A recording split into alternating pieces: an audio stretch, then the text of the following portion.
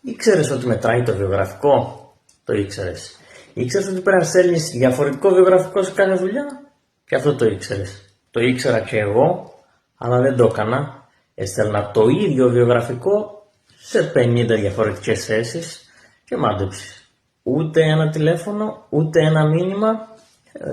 Τι γίνεται?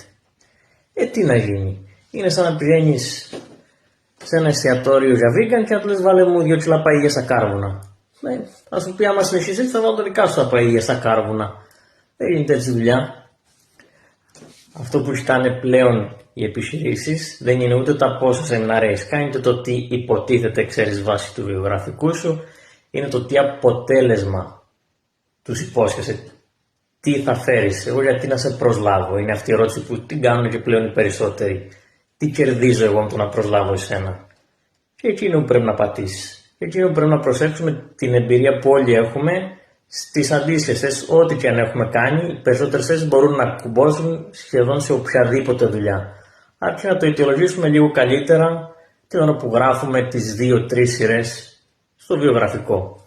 Και ναι, δεν θα στείλεις σε 50 διαφορετικές δουλειές 50 διαφορετικά βιογραφικά, θα στείλεις σε 15 με 15 βιογραφικά διαφορετικά και μάντεψε. Ένας από αυτούς σίγουρα θα σε πάρει. Αν θες και εσύ βέβαια αυτός θα σε θέλει πάντως σίγουρα.